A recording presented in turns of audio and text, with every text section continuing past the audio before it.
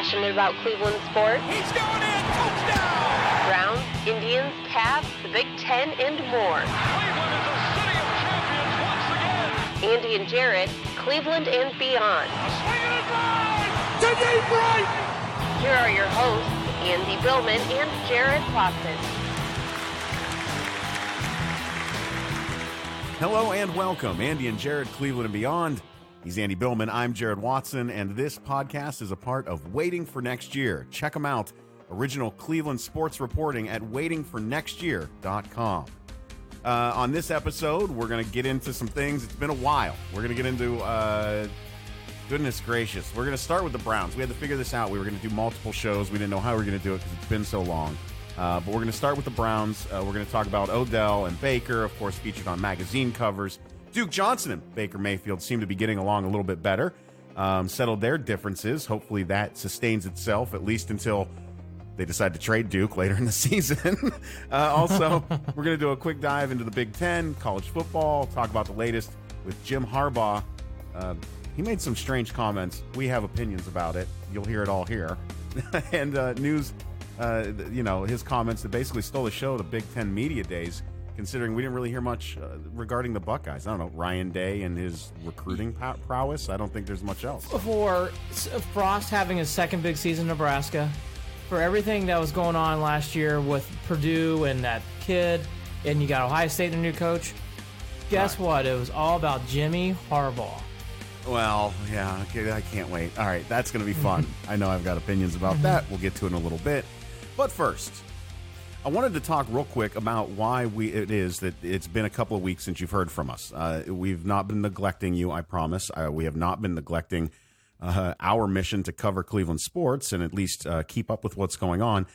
But I had a very sudden and unexpected loss in my family. My stepfather passed away unexpectedly on, it would have been July 6th, early in that afternoon. And he had gone into the hospital the night of the 5th. And we had just spent the 4th together. We happened to be in Ohio because we were taking our kids to their summer camp back in Ohio, down at, shout out to Camp Roosevelt Firebird down near the New Philly area. At any rate, stepfather passed away unexpectedly. Our family is completely destroyed at the moment because of it. Maybe that's a little bit of hyperbole, but my mom is pretty destroyed at this point. My stepdad was a big part of the Struthers, Ohio community. He dedicated much of his life and much of his time and much of his energy towards the Gridiron Club and raising funds for the football team, to the point where he retired from his job after 30 years and then became a bus driver in Struthers to take the kids to and from games.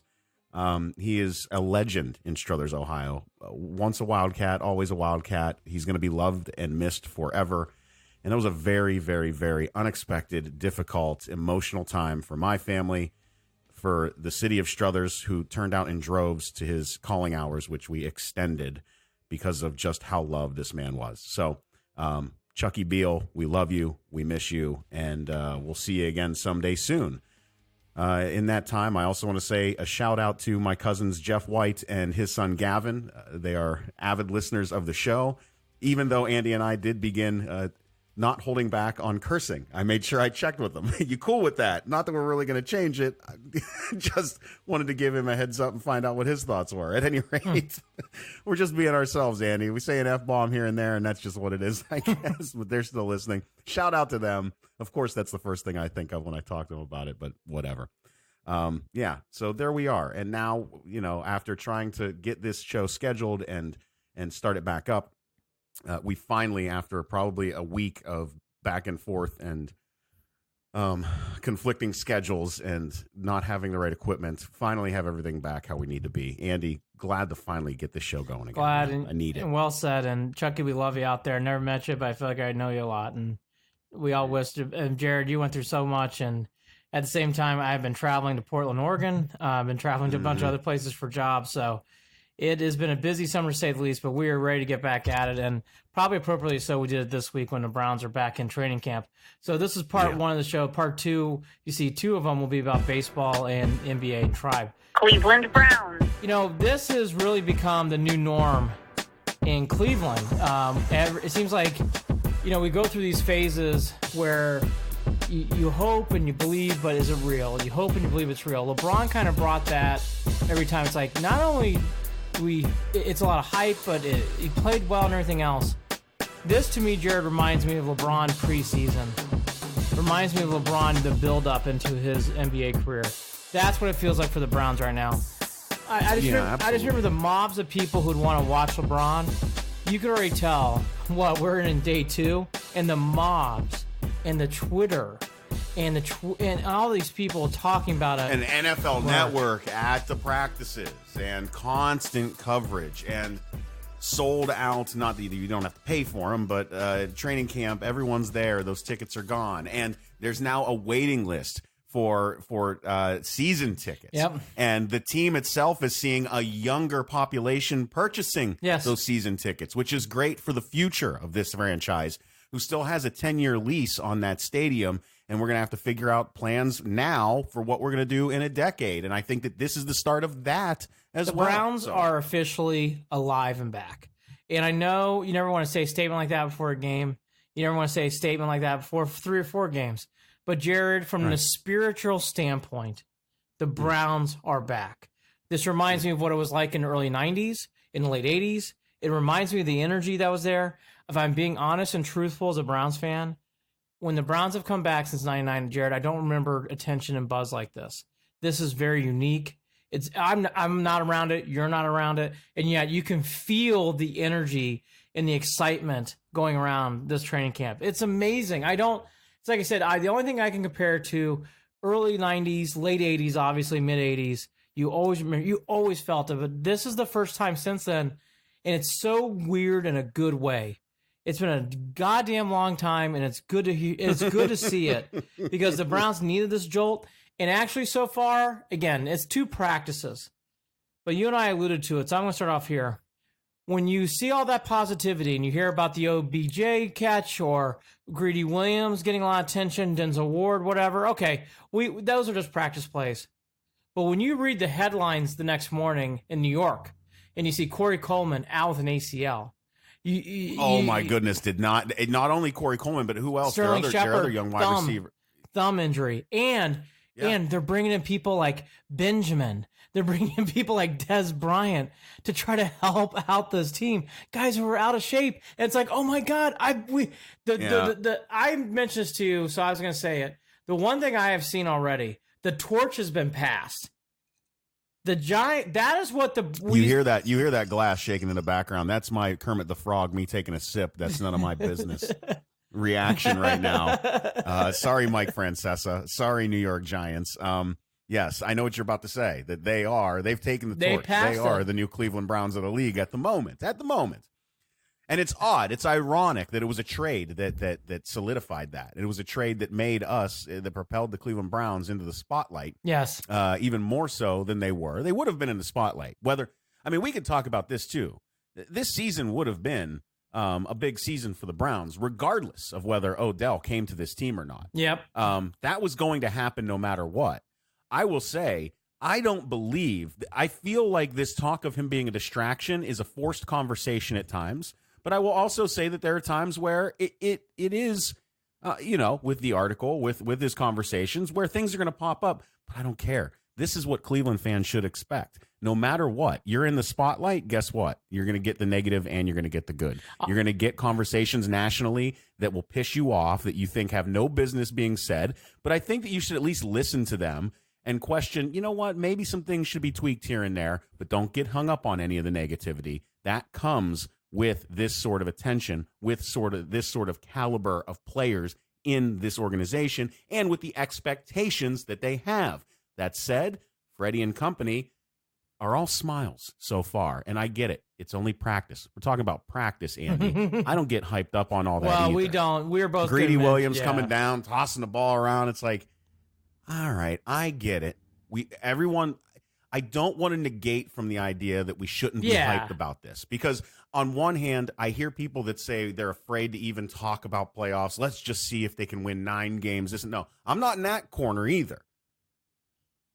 I don't get tied up with the practice stuff as much as I would have in the past, because we don't have a quarterback battle. we don't want to know what wide receivers are going to do. I know what to expect from a lot of these guys that are on the field. I want to see it. I'm ready for the season. Yeah, I mean, I think to your much different feel. Yeah, much different to your point, it's been in years past. This is going to be the first year I can ever remember. I'm not going to pay attention a lot to. I didn't really either preseason games. Not going to be really in tune to. Like, I'll watch them, of course, and I'm going to watch them as a fan. But I'm not going to be like belaboring catches and drops and who looked. I'm not into that this year. I want starters sitting as soon as possible. I don't want I want this. I want the risk to injury to be as minimal as possible. I know what to expect. Yeah, that's a big thing. You hit it. The other thing with the Browns too that I'm noticing, and we've alluded to it a little bit here, but I want to hammer it home. The national and global attention this team is getting is very remarkable. I mean, this is the team. I mean, there is, again, for everything this year. Jim Rome said it. It's America's team. It is, and I'll say it. Watching the Cowboys open a training camp in L.A. got a small blip compared to what's going on in Berea. And that's the only thing they're talking about is Zeke not showing up. Yeah, the Cowboys are interesting. We should get to them at the end of the NFL segment. There's a couple teams already. There's a couple teams already that I'm curious to see how it goes this season. And there's two in the NFC East. The Cowboys and the Giants to me are interesting in negative ways. So there's a global presence right now in Cleveland. You kind of tipped it off. OBJ is definitely a different animal, even for you and I's era, Jared. I mean, we had Kosar, we had different athletes come in, but this is a global athlete. I mean, he is such a popular figure. And to see him in there, I know you're covering your face laughing, but he is really... Because it's on a strange way, it's even different from LeBron. I think LeBron and OBJ are the same. I think they're very similar. I think there's slight differences, but I haven't been able to put my finger on it yet. And part of that, I think, has to do with the fact that Odell is a single dude, no kids, and his adventures are a little different. The places that he's putting himself is a little different. That's where I'm saying. Now, if we're talking about the level of attention, I'd even say LeBron still. All day. Yeah. The type of attention is where LeBron's still got a notch above him, but it's not big anymore. It's close, but LeBron's still I would say LeBron's right there, but but a touch ahead. Yeah. So for everything that we talked about going in the last couple of weeks, really the only thing that's been coming up is Duke Johnson. So Duke Johnson did come into play in the very first day. Everybody's read it now. Mayfield kind of went out and said, "We're good. It's not awkward. It's self-inflicted. I hope he does his job. We got to have guys focused and goal-oriented who have a single focus and mindset." End quote. So really, Jared, right off the bat, I think that got put out there. I know you and I have both been digging into stories and trying to find stuff. Not really a lot out there. I think the other thing that we should butt these two stories together. Go for it. Strange enough, when we talk about we haven't heard much, we heard Duke's comments, we heard Baker's comments. Ever since Duke did his strange little single-sided press conference on his own out on the field, we haven't heard from him. Well, that goes to the story part too. He's got a new agent, it's Drew Rosenhaus. And exactly. And Drew's got, and we've talked about this. They're not looking. Drew's telling them right now, look, you want to get out of here? You play your ass off. Well, until Kareem Hunt comes back, right? I mean, that's got to be part of that conversation. But also, you shut your mouth, you play your ass off. Also, Duke, you have a wonderful opportunity. And in fairness and love and war, there's no leverage you have here. And at the end of it, if he plays his ass off, he knows how much that the fans love him. He might not want to leave. That's the whole point. You have, he signed for another. The winning might make him want to stay. Right, and that kind of goes into story 3. The other big story that came out before Thursday was the team being Dorsey, team being Kitchens, met with Kareem Hunt. Sat down with them. It has been confirmed now. Something definitely happened in some nightclub back in June. No arrests were made. Here's some of the quotes that came out of that. This is via Tony Grossi's article, and of course, as soon as I click it up, it goes up and down. Here we go, right here. "We have reviewed the facts," Dorsey said. "We understand what the facts are. Freddie and I both had the chance to sit down with him. He understands there's no guarantees. He's working his fanning on and off the field as well." So I think the big thing here that you take out of this, along with butting with Duke Johnson, you and I have alluded to him more than others, Kareem really still has a long ways to go in certain aspects. He's doing great in other aspects, and we're all rooting for him. But this is why Duke is so key, especially in a position with running back that injuries happen. So Duke is going to have a big role in this team. Even coming back. If he comes back, I need to mention this regarding Kareem, and I only know this because I've kind of been a part of it when I was younger. Before I left for the Air Force, way back in the day, we would hang out with Kelly Pavlik every once in a while. Everyone knows Kelly the Ghost, Youngstown's championship middleweight champion boxer, right? Him and Boom Boom, legends. When we'd be out and Kelly would be around, there would be people that knew him and would automatically flock to him after they got a few beers in them and want to pick fights. They would want to start trouble. There's always guys like that. You know what I mean? There's always guys like that in every where crowd. just because of who he was, you're right. And when you go in those atmospheres and you drink the beer and the testosterone levels go up, and you got people that think they want to knock that chip off your shoulder, even though they got no chance in hell of ever doing it, they get their liquid courage, they make their comments, they pick their fights, and if you're thin-skinned, which is fair to say that there were times where Kelly was thin-skinned, and I'm guessing Kareem is too, where these things are going to happen, and the only way to avoid it, and I hate to say it because you don't want to limit how somebody enjoys their off time, but the clubs are going to get you in trouble. Bottom line. Well, yeah, and I think also I'll take a step further because we've all been in those circles at times. Kareem, the club is not seen to be hold right now, and actually, in the long term, you might be able to build back to that, but you're doing it too soon. It's almost like when you're rehabbing from an injury and you want to run. Kareem, right now, what would be the best thing for you to do is to lay low. Do the right things. It's boring, and yes, it's not as interesting, but do those kind of things and rebuild your life that way. And over time, you might be able to go back to the club. You might be able to do other things like that. Because, Jared, you're right. Because the other thing that I've noticed over the years, too, athletes get sought after by people, and they go right after them like a light. They want to go after, and I agree with you. I saw it with Katzenmoyer a lot when I was growing up in Columbus. Yeah. I saw it with other athletes, too. Like, you got to be so careful about those moments. But you know, going back to Duke, I was really interested to see what was going to happen to him more than anybody in the first 2 days of camp. And Jared, I mean, unless I'm missing something, Duke so far so good. And I think that is a good sign for him, obviously, in the team, because I think this is a story that could ramp up fast if there's trouble or there's negativity. But so far so good, and I was glad to see that. The other big news story that kind of came and went with a cup of coffee was Mike Daniels, defensive tackle, who was released by the Packers, who was a Dorsey selection along with Highsmith, along with Elliott Wolf. He went to the Browns on Thursday morning, a cup of coffee greeting, and he went to the Lions on Friday and signed with the Lions. I'm not disappointed by this. I actually did not get excited about this as much as any other Browns fans, because Daniels is a run stopper. And, you know, it's just something that the Browns really don't need. One of the top 10 in the league in the past, however many years. Absolutely. Yeah. I just don't see him as a need. Like, we got Sheldon Richardson, Ogunjobi. Like, do you really want another guy in there to plug the gap? It'd be great, yes, but I see the Browns needing to spread their money in other places still. Yeah, because I know we talk about needing the depth. We do need, I mean, it would have helped just for breathers, of course, but in football, right? But that edge is going to open up things for the middle as it is. Yeah. You know, when you improve on the edge that you're going to change offensive line schemes for those teams. Who are they going to double? Yeah. Where are they going to put that? And is that going to open up the middle? Like, these are things that are going to change no matter what. And people need to remember this. Sheldon Richardson's a good player. Okay, so to sign something like that, you're kind of negativing a little bit of what you just did with Sheldon Richardson, and everybody likes Larry.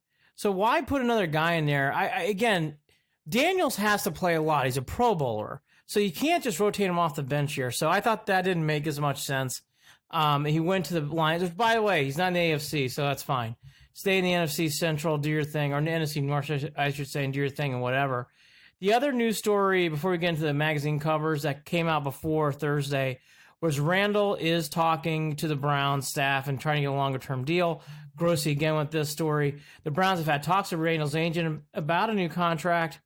They're trying to get something done. Quote, I've had good conversations with Demaryius' agent. This thing's going to take a little bit of time, Dorsey said on Thursday morning. So they're trying to reset the calibrations with him. I think that's good. We all liked Demaryius Randall last year. Mm-hmm. So Jared, like, I think he's one of those guys that personality-wise is great to have in the locker room. Fun guy. Even Baker was like, I can't stand him, right off the bat. And then they love each other, right? Wasn't that part of the conversation? He annoyed the hell out of him. So, I mean, that's I can already tell that's a guy that just brings life to the locker room. He's probably a guy that helps, bond other guys together. I'm a big fan. I'm a big fan of Demaryius. Quiet leader. Flat out. Quiet leader to us, but more of a leader to when people think. He does a lot that we don't really probably see on the field because we have all these other star talents. It's not even quiet leadership; it's unrecognized leadership. There you go. That's the proper term. You don't even realize he's being a leader just by his behaviors, right? So that's the term I was looking for. And that's the right phrase, and that's what I was going for. So yes, you take all that stuff and you wrap it in what Jared Watson just said. Now let's go back to Beckham. The buzz leading up was all about the Giants and how much the New York and everybody's frustrated with OBJ. There's been articles daily about this. We've mentioned what's going on in the Giants camp. You got to do stuff to make yourself feel better about your situation. Exactly. Of course, go for it. Yeah, that's great. Of course. And then you got the big thing that came out with OBJ and GQ. And for people who have not read it, I would suggest you read it. I thought it was actually a very good insider. I thought he was pretty raw in that article, Jared, in GQ. I thought OBJ really opened up. The bigger quote that everybody took nationally was the disrespected quote that he was the man on the team. There are the other quotes in here that I would read into real fast. The big thing about OBJ that you could tell from all this that I guess, I won't read all the quotes. Read the article. I think you should.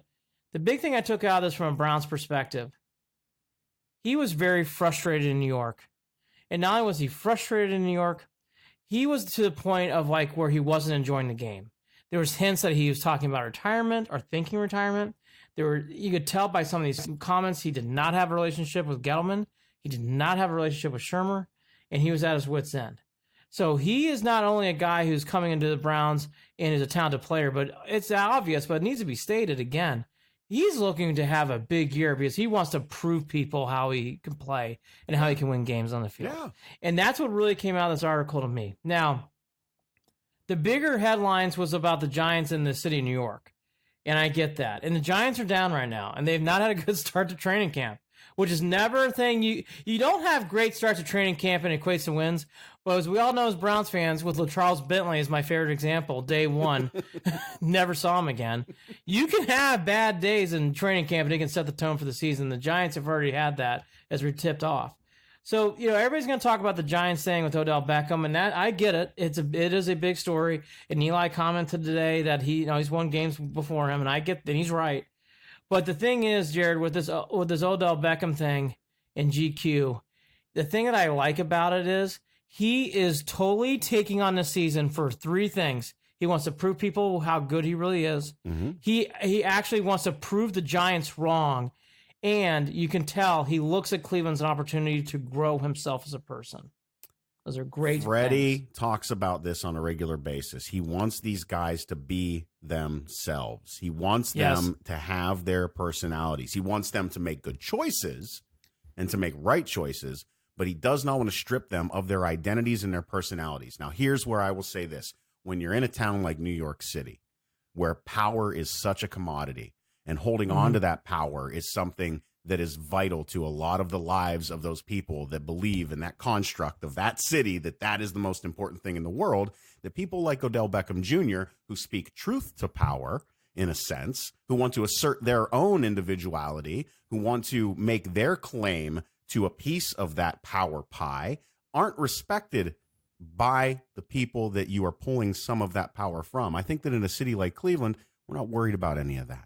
I don't think Freddie Kitchens cares one way or another. I don't think John Dorsey, he couldn't care less if Odell wants to be the person that he is. They're not going to try to hammer that nail into that block of wood evenly with everyone else. They're not going to try to put him in his place like a city, that New York does to people in those situations. I just feel like this is a more relaxed lifestyle for him in Cleveland. I feel like the demands in New York are always going to be that way. And if you don't want to plug yourself into the way that the systems work within those organizations, especially with the Yankees, which we'll probably talk about later on in the other episode, that you don't have a place there. And it can be very frustrating and it can be very isolating. And you will quickly turn an entire fan base against someone if you don't follow that path. Cleveland's the best place for him, flat out. He didn't know it, and now he does. It was the best fit for him. This team is ready for him. 2 years ago, Odell Beckham Jr. had been a terrible fit with the Browns. 5 years ago, Odell Beckham Jr. had been a terrible fit with the Browns. Yes. This team is ready for him, and they're ready to win. And that's what that move signified from us from day one. Again, read the GQ article. That was really well done. I thought it really gave a good, raw look at what's going on. And then for Baker's article, I thought for the non-Brown fan, I think you'll really enjoy it. It gives you a good insider look. I didn't really get as much out of that one, Jared, as I did the other from Beckham Jr. I thought Beckham Jr. I thought a lot more about him. And it's Baker's a fun piece from someone who is fun at telling stories. I mean, right? I mean, exactly. I thought the other thing with Baker that was a very good story too, but we already kind of knew that stuff. We kind of knew who he was. The Hugh Jackson thing kind of came and went. And then we should mention about Hugh Jackson, who cannot let that story down in any way possible. Hugh Jackson, at some point, I am surprised he said those comments again, where he basically came out and said, "Yeah, who did he go on when he went on with what's his face from 92.3, who's down in Carolina now." Oh goodness, it was whatever, the something experiment. Oh my gosh, why is my brain stopping? But at any rate, I'll figure it out in a minute. Yeah, well, he came out, and I'm bringing up a story now. It's for Baker Mayfield to clear the air, according to Hugh Jackson, is the story headline. The basic thing is, I think it would be for him to clear the air. Basically, Jackson's putting it on Mayfield. Hey, I really do think, and I'm glad there's not been a lot of back and forth, Mayfield should move on from this. And he should put it in the past. And then so far he has. Hugh Jackson needs to do Hugh Jackson needs to do the same. You should never back for year 3. We all know that. And he kind of got a gift for that, and he still messed it up. So I think that whole thing is he's making that more about Baker. And what Hugh doesn't realize, that the reason why Hugh got fired is because Hugh Jackson wasn't a good head coach. And this article points out to that again, that problem. Hugh thinks Baker got him fired. No, Hugh, you got yourself fired.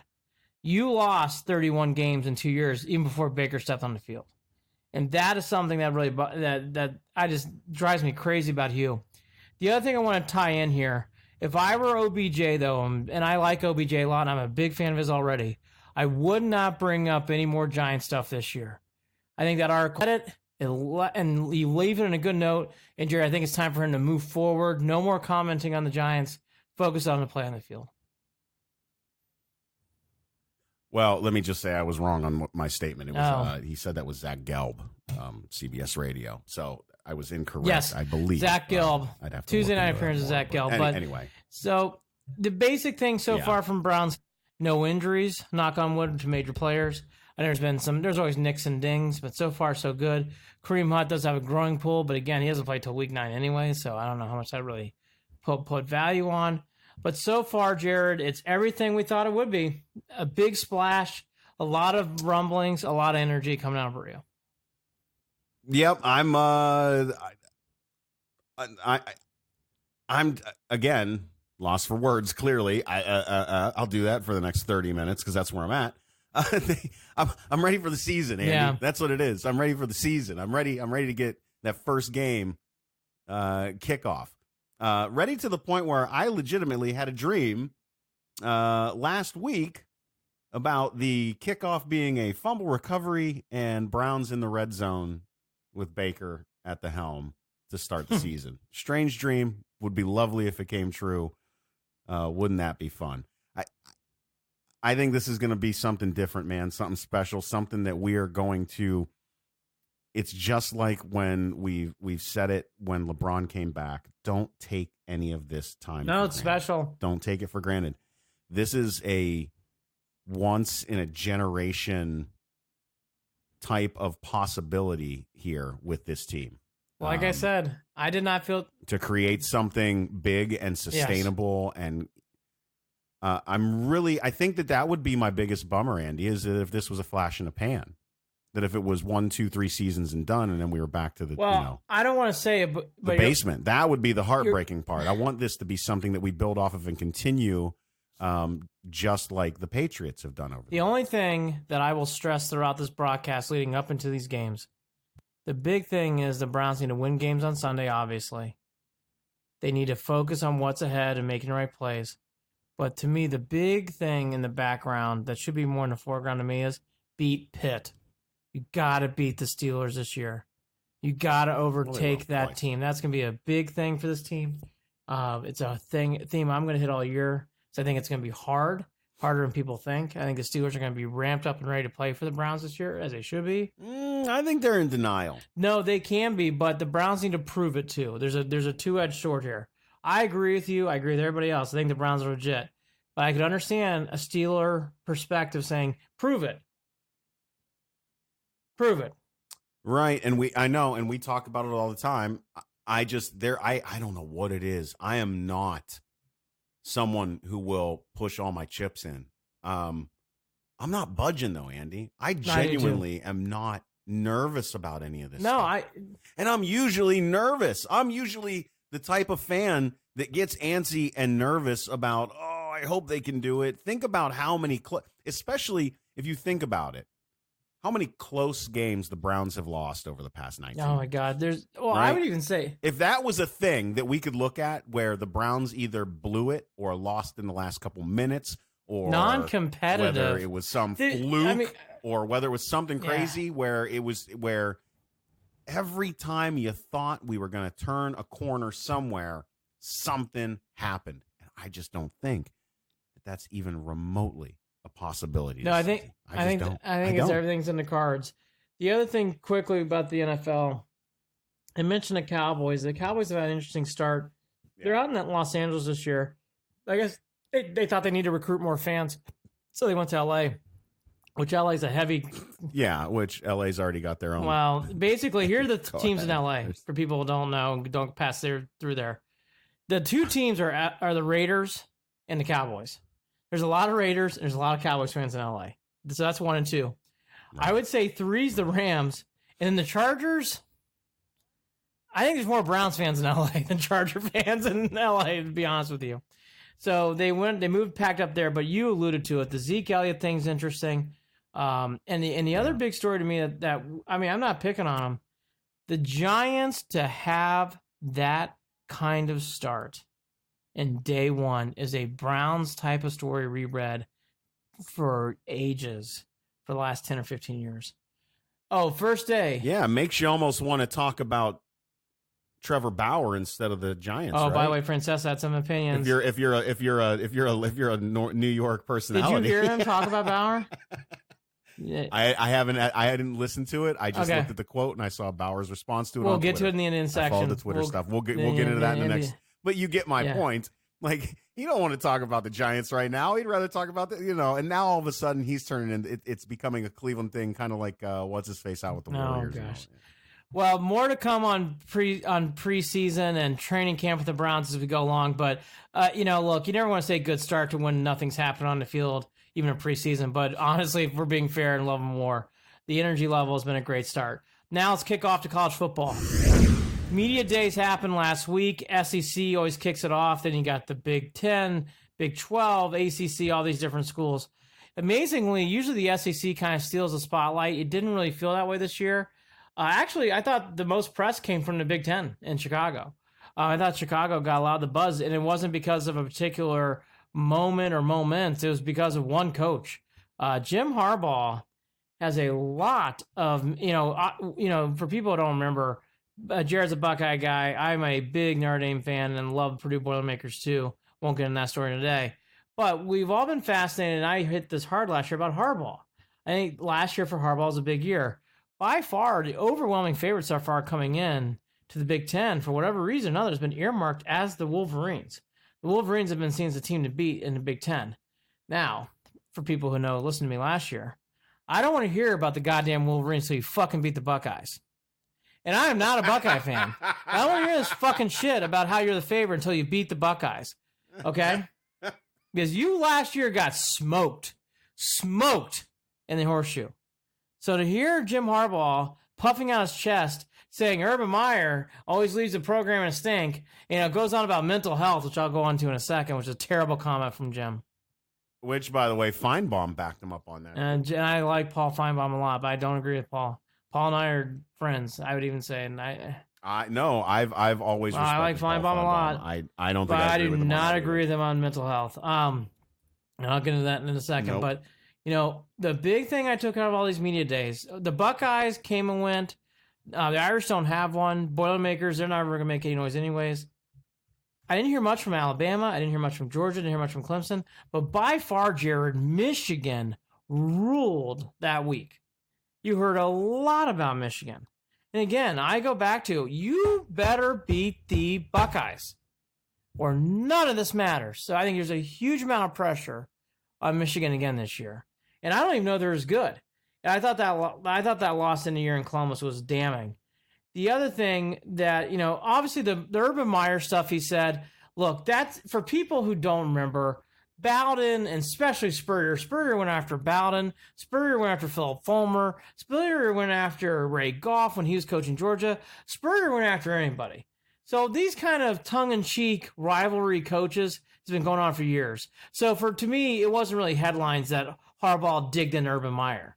That to me is fair game and love more college football. Yeah, and you know what? I mean, let's all be real about this. Anyone who listens to this podcast knows I'm not the biggest supporter of Urban Meyer. I actually don't like the you're not going to like this, the very Putin way that he's kind of still got his talons. Oh, yeah, he does. Into that football, into that system. Where, is Ryan Day really the head coach? From a distance, it's kind of like those years that Putin wasn't leading Russia, that he still was. He was the guy. Don't look behind the curtain, right? That's what we're looking at right now. I'm not saying the same thing. It's the same thing. I'm just saying there's this strange, you just know that he still is pulling a lot of the strings in regard to that stuff.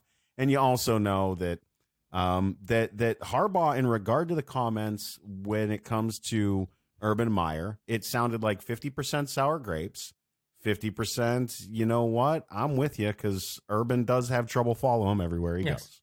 And again, it's all fair and love and war in college football coaches. They dig at each other all year. You don't see it in college basketball.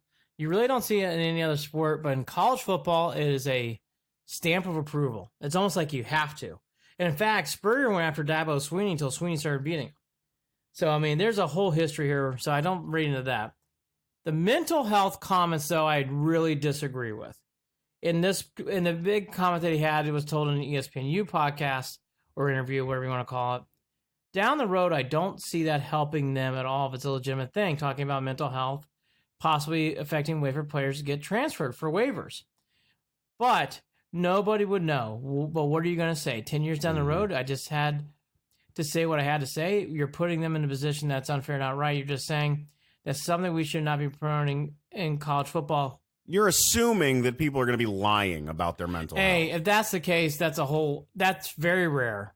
Very rare. It takes actually a lot for a person to admit, I'm feeling depressed, or I have ADHD, or I'm actually feeling some things, or maybe I have more. He doesn't realize the chilling effect that happens from those comments where people don't want to even bring it up. It's wrong that Jim Harbaugh said that. And once more, if kids have something going on and it would help them to move or to transfer somewhere else to help them as a person, that's what college is about. Well, and let me say this too, to any of you dudes out there who want to sit here and listen to this show and get angry because we're defending the this side of taking care of your mental health. Let me remind you that the reason that men die and have a shorter life expectancy than women isn't because of anything beyond the fact that we ignore our mental health issues. Yes. And if you don't agree with me on that, then you're just turning a blind eye. Because it's been shown, it's been scientifically shown. The research suggests guys don't talk about things. Guys shut down.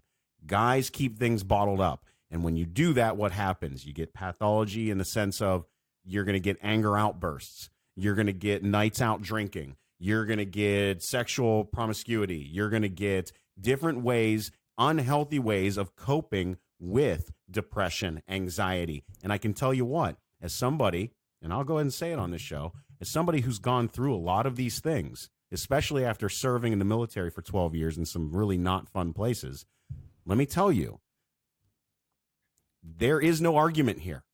None. I'm not going to have it. This is truth, whether you like it or not. You want to throw around the word snowflake. You want to make fun of these kids. You want to make millennial jokes. That's you being a stubborn ass. And I just don't have time for it.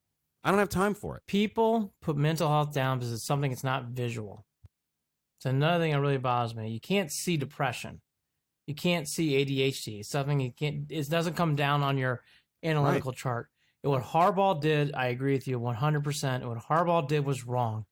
And for people who still believe in this, Jared, everything Jared said is absolutely correct. It takes a lot of balls to say to someone, I think I might have some issues I need to talk out. And hey, I know I came to Michigan, but it actually helped me a lot because I'm from Ohio to go back to Ohio and get my life in gear. There's nothing wrong with that. That is the difference between pro and college. And in college, you're still learning. And it's the difference between the word, it comes back to pride a lot of times too. Yes. And pride in the words, I say it all the time. It's one of my favorites. I know you're not a big fan, whatever, Pulp Fiction. That's pride fucking with you. That's pride fucking with you. I just thought, even before Big Ten Media Days, I like the whole thing that Jim Harbaugh presents in a way because he's an antagonist, because he's trying to bring back the Schembechler mentality. I got to be honest with you, it's going to be very hard for me to cheer for Michigan from here on out. I'm really, really down on that program, and I'm really, really down on what he did last week. It's getting hard for me, Jared, to root for Michigan, and I never did anyways, but I just don't want Michigan to win after comments like this. And after he doesn't give rosters before games from the media people because he's being secretive. Well, it's not. It's enough you of this know crap. it's enough. It's not working anyways. How corny was that last year? There was so much chicken counting with this whole revenge tour bullshit. Yeah. Counting chickens, man. Counting chickens. You were nowhere near being in a position where you can do that. If you wanted to make that bulletin board stuff, sure. But you want to wear T-shirts and you want to act like, let's reel that in a little bit. Harbaugh's a weird dude. His brother defended him on this. And that was wrong, too. Feinbaum defended him. I will not. I will not, and Andy will not, and you will not hear us defending anything that will downplay the importance of taking care of yourself. Yes, it's very, very big. Be selfish. No one is going to care about you. That's but right. you. And by the way, I've had to do some things recently. I know Jared's done some things too. It takes a lot of effort. It takes a lot of time. So to hear those comments just, to me, does not have the sensitivity to what's going on. And that's what... Well, sometimes, too, it's folks that are working in situations where they're ignoring their own mental health, so they feel like you should be, too. If I could ignore my shitty situation, you should ignore your shitty situation. Get the fuck out of here. I'm agreed. So to wrap up, we will do... Not so fast. Exactly. We will do more on college football. I'm starting to read up on it now. We'll do a big college football preview in the middle of August. That was my perspective for the Browns and also Media Day weeks. I think here's how I want to end this football, special back as we're coming back for Andy and Jared. The big thing that I think I took out of all this, though, for the college football perspective, we talk about the Browns' pressure. It is almost as equal to me with Michigan. And I'm fascinated to see how they handle it. Because they are really being hoisted because Urban Meyer has exited stage left. That they're going to be the team to beat and they are going to rock the Big Ten. I don't think so either, but I'm interested to see. But everybody's high on the Wolverines. High on the Wolverines.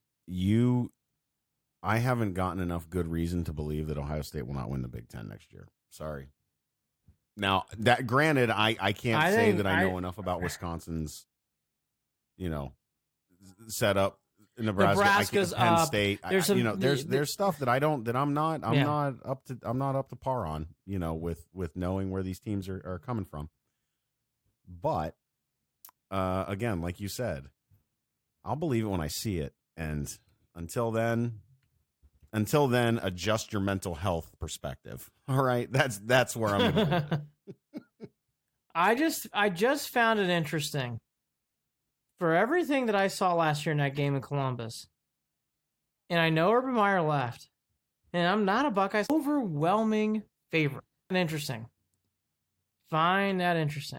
I'll have to see how it goes. The other things and everything else pretty good to wrap up after this. And Jarid. And I think that's something we should all do as Browns fans because we've many of those opening day players holding out. Or in the case of the Giants, they lose their. And by the way, Corey Coleman's not even good. By the way, Corey Coleman's out for the ACL. I'm kind of disappointed because how are we going to be able to rub Giants fans' noses in the fact that we told you so if he doesn't get to play? Well, we told you so anyways because he got hurt again. By the way, he's been hurt a lot in his career. I feel bad for the guy, but God, he's hurt. I know.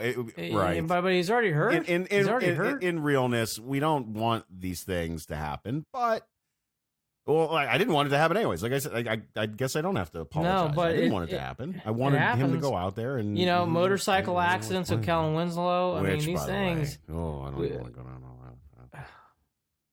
Not a good guy. Ooh. Not a good guy. Quickly, I'm going to flip-flop. Says trying to get this website up. ESPN.com today is moving slow. Oh, yeah. Which, if you've listened to prior episodes, I've already made my complaints about ESPN's web design. I do like ESPN's website, though. I know Jared hates it, but I do like it the best. We'll get into a website poll later. But website poll about websites. The big game to me I want to read a lot about is Nebraska. Yo, dog, I heard you like websites. Oh, God. All right, go ahead. Nebraska's the other team in this conference for the Big Ten that I really want to read a lot about because Frost did have the team playing better towards the end of the year. They had a lot of goofy losses early on. Ohio State goes to Nebraska on week 5. That's going to be a tough game. That's going to be a tough game for Ohio State. Yeah, tough game for Ohio State. Yeah, I don't know. I've been low on Nebraska ever since they let go of. By the way, I'm glad he's back. But by the way, you're saying everything that we've been alluding to. Nebraska needs to prove it too. But Nebraska be the one team I'm hearing a lot about that. Nebraska, Northwestern. Northwestern is what they are. By the way, they play in Evanston on a Friday night this year. Ohio State does. By the way, Ohio State's lucky they got a bye week. No Purdue this year, so thank God they don't have to go through that embarrassment. Oh, dumb. I didn't. Okay. So they got that going for us. What I forgot to look at is we don't have Maryland in Maryland. At home. So here's the quick Buckeye schedule. Florida Atlantic. No big non-conference game this year. Florida Atlantic, Cincy, both at home. At Indiana, which seems to be now a traditional first road game for Ohio State. Miami, Ohio. So, those are all winnable games. At Indiana will be tough, but they should win that game. At Nebraska, that's a challenge. Michigan State at home. Then they have a week off. Then they play at Evanston, and then they got a lot of home games.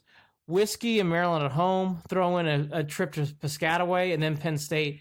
Honestly, after Northwestern, Wisconsin's always good, but they have a lot of home games. Throw in Penn State, then you get Michigan at home.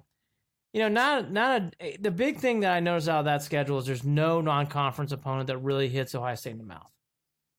Unless you're really scared of the Fickles. Yeah.